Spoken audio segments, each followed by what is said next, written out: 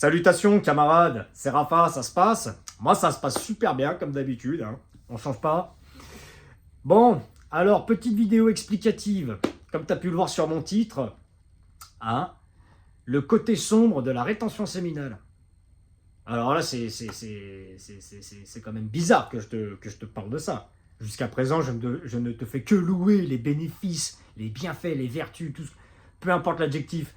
Euh, Quant à la rétention séminale, toutes les vidéos sur YouTube qui te parlent de ça ne te parlent que des effets positifs. Et c'est vrai, jusqu'à présent je t'ai pas menti.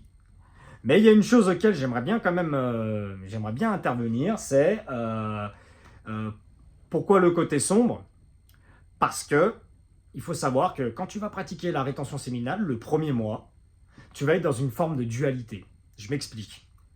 Autant tu vas avoir les premiers bénéfices, à savoir tu vas avoir ta voix plus grave, tu auras le regard un peu plus ténébreux. Si tu as les yeux clairs comme moi, bah, tu vas avoir les yeux beaucoup plus agréables, beaucoup plus beaux. Hein. Tu vas avoir tu vas avoir une énergie positive. Tu vas prendre des décisions auxquelles tu ne t'y attendais pas. Ça me fait penser aux camarades. D'ailleurs, je te salue, hein, camarade, qui, lors d'une réunion professionnelle, s'est retrouvé face à 50 personnes. Le professeur expliquait, bon, bah, qui c'est qui veut intervenir pendant que les autres levaient la main, lui, qu'est-ce qu'il a fait? Il s'est levé direct, torse bombé, il a raconté ce qu'il avait raconté. Et il m'a confié, lors de notre dernière entrevue par téléphone, il me dit, mais moi, jamais de ma vie, j'ai fait ça. Ça va t'arriver aussi. Je te dis, tu vas parler aux gens, tu vas tu vas acheter ta baguette de pain, tu vas parler à n'importe quoi, tu vas aller à la salle de sport, peu importe ce qui va se passer, ça n'aura plus rien à voir. Et tout ça, c'est la réalité, c'est un fait. Je veux dire, je ne suis pas le seul à en parler, d'autres personnes sur YouTube en parlent. C'est un fait. Seulement, là où je suis peut-être le seul à t'en parler, c'est que, comme je l'ai expliqué, tu seras dans une dualité. Donc, le mauvais côté de tout ça. Et là, je vais prendre l'exemple de l'addiction à la pornographie, parce que c'est aussi la base de mes contenus. C'est que si tu habitues ton corps à ça, constamment, tu fais ça tout le temps, 3, 4 fois, 5 fois par jour, hein, tu vides ton corps, tu vides ton énergie, tu pousses ton corps à en fabriquer davantage, d'où ta fatigue chronique. Et d'où ton côté aussi, j'ai oublié de préciser, je t'invite à regarder mes vidéos précédentes. Hein. Eh bien, du jour au lendemain, tu te dis, allez, j'attaque la rétention. Donc oui, tu vas avoir les côtés positifs, mais par contre, le paradoxe, il est que bah, tu as habitué ton corps à avoir comment dire, tu as habitué ton corps à de la gratification immédiate. Donc, tu lui as habitué ton corps à avoir une dose de dopamine fréquente, constante. Du jour au lendemain, tu n'as plus ça. Bah, ton corps, il va être en crise. Ton corps, il va réclamer sa dose. Donc, tu vas souffrir. Puisque tu en manques. Tu vas souffrir, mec. C'est normal que tu souffres. D'accord? C'est comme si une personne fume des clopes, ça fait 25 ans qu'il fume des clopes, du jour au lendemain, il arrête. Il fumait 2 paquets par jour, du jour au lendemain, il arrête. Et il va péter un plomb au début, c'est normal. C'est complètement normal. S'il n'a pas un choc psychologique qui l'amène à ne plus fumer du tout, il va péter un plomb. Et ben c'est pareil pour le FAP. C'est normal, ton corps, il va te pousser. Sache que le cerveau, je l'ai déjà expliqué précédemment dans d'autres vidéos, le cerveau, il est pragmatique. Il ne va pas se poser la question à savoir, lui, il ne fait pas la différence entre un rapport charnel avec une super belle femme et du FAP devant une création de contenu, tu vois. Il va pas faire la différence. Il est pragmatique. Pour lui, c'est la même chose. Tu as éjaculé, tu as ta dose de dopamine. Point. Et tu l'as fait 4-5 fois par jour, et là, t'as plus rien, là. Bah ton corps, il va craquer. Et en fait, c'est ça qui va te pousser à... Et c'est là où tu vas rechuter, éventuellement. C'est là où les gens, même, rechutent. Moi, j'ai rechuté. La première fois que j'ai fait de la rétention, j'ai craqué au bout d'un mois. J'ai recommencé. Je me suis pas posé la question. Je me dis, bah allez, putain, mais j'ai culpabilisé pendant une journée. Je dis, putain, mais qu'est-ce que j'étais con, mais qu'est-ce que je suis con. Bref. J'ai recommencé.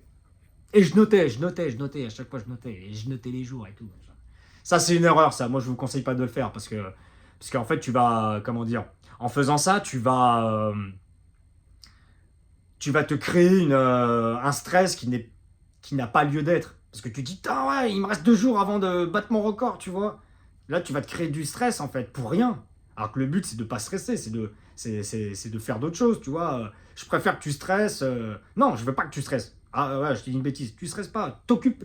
Ne compte pas. Ne compte pas. Gaspille ton énergie dans d'autres choses bénéfiques, comme le sport. Le sport, je vous le dis tout le temps, les mecs. Le sport, c'est obligatoire. Le sport, développer de nouvelles compétences, ça c'est pareil, je vous le dis tout le temps. Tout le temps, développer de nouvelles compétences, les mecs. Non, mais vous vous rendez pas compte. Euh, donc, j'en reviens, oui. La deuxième fois, j'ai fait ça pendant 3 mois. Et j'ai recraqué. Tu vois. Troisième fois, là, cette fois-ci, j'ai pas culpabilisé. Enfin, si, j'ai culpabilisé, mais je me suis pas lamenté sur mon sort pendant. Voilà. Après, j'ai fait ça pendant 6 mois. Tac. Et bizarrement, j'ai recraqué. Et là, c'est. J'ai recraqué. Et pendant une semaine, j'ai pas arrêté de me faire. Et quand j'y repense, je me dis, mais je suis vraiment teubé en fait d'en arriver à ce point-là, tu vois. Mais là, je dis, mais qu'est-ce que t'es en train de faire, enfin, mais t'es complètement taré. Et en fait, au même moment, c'est que j'avais beau avoir une diète et j'avais beau faire du sport. En fait, il faut savoir que le sport, bah, je m'étais pas surpassé, je continuais à stagner en fait. Je me contentais simplement de faire du sport sans, euh, sans pousser mes limites.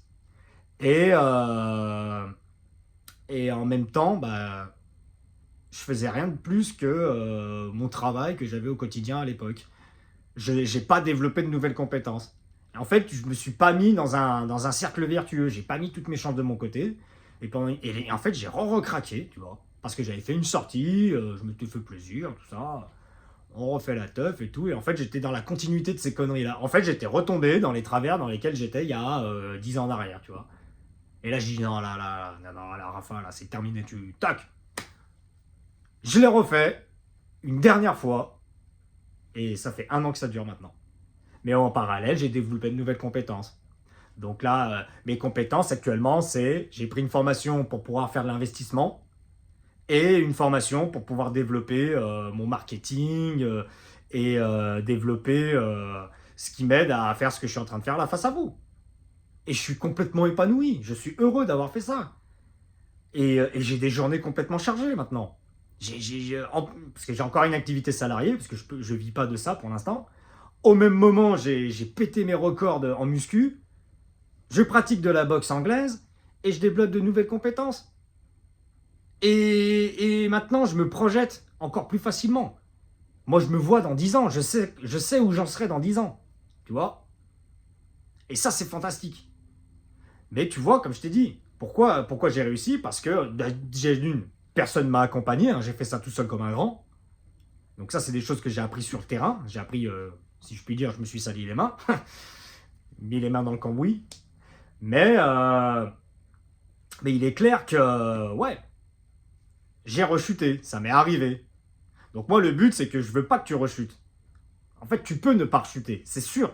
À 100% que tu peux y arriver, ne pas rechuter.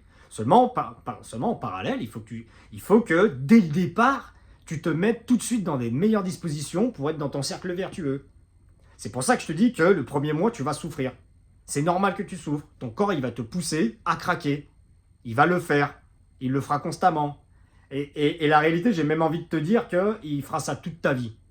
Toute ta vie, tu vas être dans cette dualité-là. Mais c'est le but de... Nous sommes des êtres humains, après tout. Hein, le bien, le mal, voilà, ça, c'est des concepts...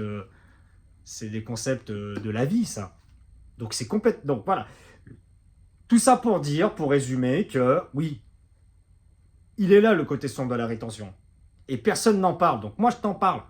Donc, je suis ravi de t'en parler, je suis ravi de te dire ça, parce que c'est vraiment une chose qu'on ne pense pas à dire, réellement. Donc oui, donc je vais répéter une dernière fois, ça ne durera qu'1 mois si tu fais les choses bien comme il faut. Tu vas être dans cette dualité. Tu vas avoir les premiers bénéfices de ta rétention, mais en parallèle, ton corps va te pousser à craquer. Il fera tout pour que tu craques.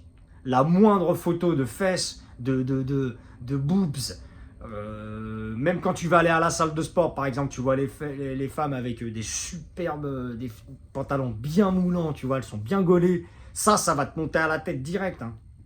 D'où l'intérêt d'où l'intérêt de transmuter ton énergie, et d'où l'intérêt de, je le répète encore une fois, de développer de nouvelles compétences, faire d'autres choses, de lire des bouquins, faire beaucoup de méditation. Si vraiment tu es dans ce délire-là, si vraiment tu es dans cette dualité-là, deux, trois petites astuces qui vont certainement t'aider. J'accorde beaucoup d'importance à la douche froide. Alors quand je dis douche froide, j'ai pas dit une douche gelée. Vois ça comme une douche fraîche. Si ton eau elle a 15 degrés, c'est déjà frais. Hein. Si vraiment tu es dans une pulsion comme celle-là, tu te poses pas de questions. Tu te lèves, salle de bain, tu te mets dans ta baignoire, tu fais péter l'eau. Première zone à arroser, tes cojones. La deuxième, ta nuque. Et après, tu te prends une petite douche froide comme ça pendant 3 minutes. Tu vas ressortir, tac. Et en plus, ça va te faire augmenter ta testo.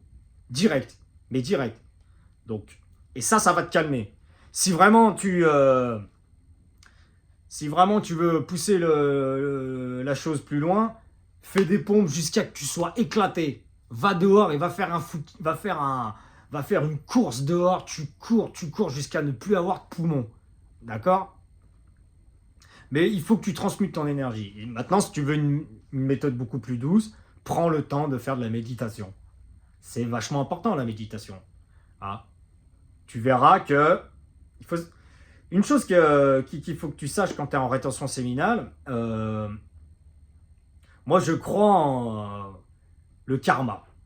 Alors le karma, alors c'est peut-être une vision occidentale de la chose, mais chaque acte que tu accomplis dans ta vie, que ce soit en bien ou en mal, tôt ou tard tu vas le payer. Moi j'appelle ça, c'est un peu un effet cumulé en fait, tout ce que je te raconte. Si en plus tu médites, tu vois. Mais si tu passes ton temps à faire ce que je te dis, donc transmuter ton énergie au maximum dès le premier mois, hein, dès que tu es en situation de crise, tu vas prendre une douche froide, tu vas faire des pompes, tu vas courir dehors, tu prends le temps de méditer. À terme, il va se passer que tu vas te créer ton cercle vertueux. Et ensuite, en gardant tout ça, plus en développant des nouvelles compétences, tu vas créer ce qu'on appelle un effet boule de neige. Un effet cumulé. Et ensuite, tout ce que tu auras appliqué au quotidien, tous les jours, tôt ou tard, ça va payer. Et ça, je te jure que c'est vrai. Ça, c'est un fait. C'est obligatoire. C'est comme pour le cercle vicieux, d'ailleurs. Hein. C'est valable dans l'autre sens. Hein. Hein, au début, tu commences à te FAP. Après, tu augmentes les doses parce que une petite scène machin, c'est pas suffisant.